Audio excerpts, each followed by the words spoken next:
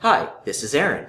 And this is Matthew. And in this training video, we're going to be talking about the beer style called Dunkelweizen or Dunkelweiß. Okay, now what this is it's another type of wheat beer. It's very similar to the Hefeweizen. Dunkelweiß is a little bit different because Dunkel means dark. So basically what this is it's a Hefeweizen that's brewed with darker malt. Okay, so it's going to give it darker colors and darker flavors. Other than that, everything else is pretty much the same. It's a wheat beer, it's unfiltered, and it's also a summertime beer, just with a little bit darker complexities and darker flavors. Yeah, actually, out of the three main Hefeweizen styles, this one's probably my favorite. Now, because it is still a Hefeweizen at heart, we're going to treat it like it's a regular Hefeweizen. We're going to pour it the same way.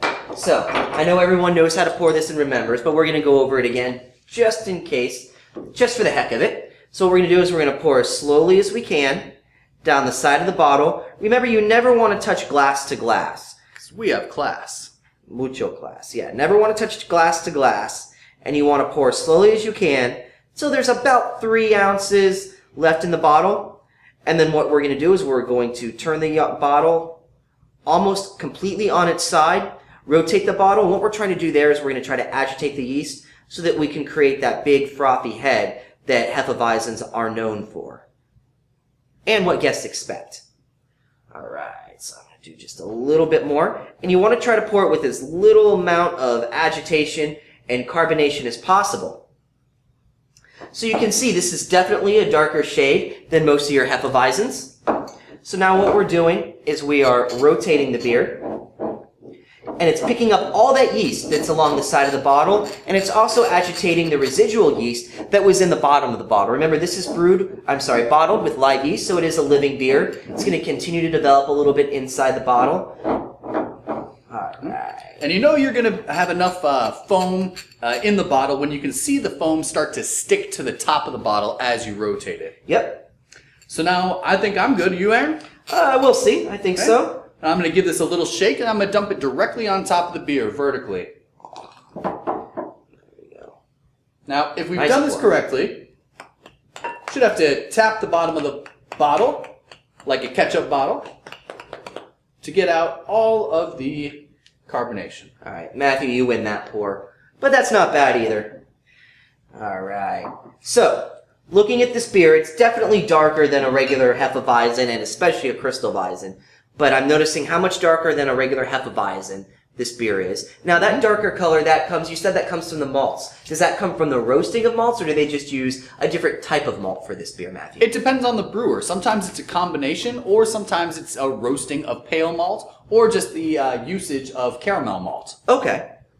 Now, I've got some really nice kind of raw honey, a little bit of a russet brown. There's tinges of orange and peach to it, but it is definitely cloudy. Even in the thinnest part of my glass, I have only shadow from where I pass my hand. There's no clarity to this at all. Yeah, it reminds me of a well-worn leather, almost. Very, That's great. a real kind of worn leather look. Also, what I really like about it, even though it's very cloudy, you can't see through it very much, there is still a lot of carbonation, and you're seeing all of those effervescent bubbles come up towards the top. It's a really nice looking beer. Yeah, absolutely. And I've got this really frothy and creamy head, which is a byproduct of how we pour the beer, which is absolutely indicative and desirable for this style. All right.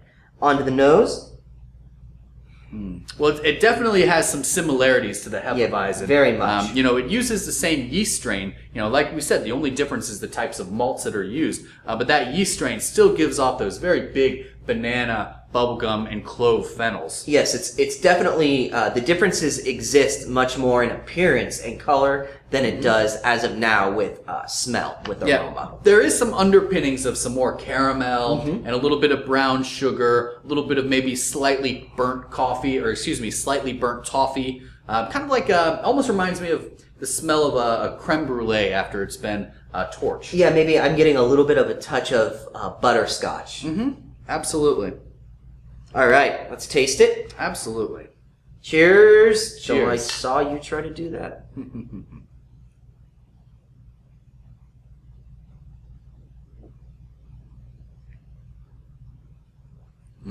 I think I said before that Dunkelweizen is my favorite type of Hefeweizen, and it still is. Although I do enjoy the regular Hefeweizen very, very much as well.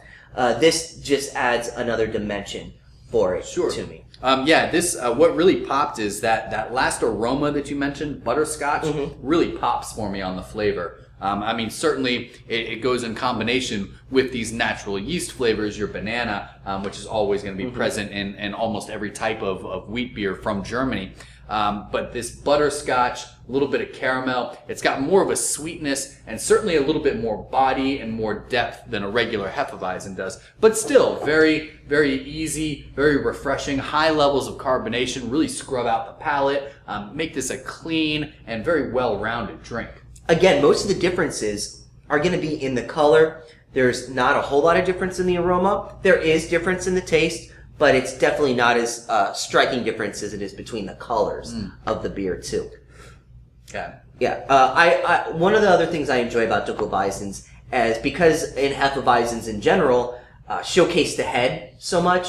I really like the juxtaposition and contrasting color between the dark body of the Dunkelweizen and the nice white, off-white eggshell color of the head. And that's a good point. And that also leads to the fact that in terms of the context of a brass tap, these are really great beers to give somebody that drinks wheat beers. And you know we have a ton of wheat beer drinkers that frequent our bars. It gives them something that's similar and familiar, but still a little bit different. It helps to introduce them to some different flavor profiles and different body profiles that they might not be used to. That's right. I think of the three styles, the Dunkelweizen is probably the least explored and the least well known compared to the Crystalweizen and especially compared to the Hefeweizen. But it's every bit as good, and I think it might be a nice half a step up for someone who's maybe a more experienced wheat drinker. We talked a little bit in the Hefeweizen episode about if someone's just getting their feet wet into craft beer, it's an excellent choice. It's not hop forward. It's not hoppy at all. It comes in a beautiful looking glass. You really feel something when drinking it. This is something that you could give them as a half a step up. Okay, they've had as many Hefeweizens as they could, and they want something different. But maybe their palate still hasn't been adapted to the super hoppy beers or the really, really big beers. Because even though this is darker, which would tell you maybe it's, if a regular Hefeweizen's 5.5%, maybe this one's 7%. And that generally is not the case. This one is of a certain percentage that I don't see on here, but they're generally, I don't believe I've seen any that are really over 6%. Generally, they're pretty similar to the same type of ABV as a Hefeweizen, but as Aaron mentioned, it gives them a half a step difference, which maybe can help them transition into a completely different style. This has a lot of similarities, for instance, to, say, a Belgian double or a Trappist-style double. You still have that same type of yeastiness. It's got a little bit more body, but the Belgian double is a little bit more aggressive, a little bit more complex, so it helps to ease somebody into a different style. And that's what we're all about at the Brass Tap, is helping people explore the wide range of varieties of different beers that are out there. Yeah, it's one of the best things about going. I mean, not even in bottles, but just on draft alone. Absolutely. It really, we don't want to toot our own horns, but it's a pretty cool place. Yeah. Well, on that note, cheers, sir. Cheers.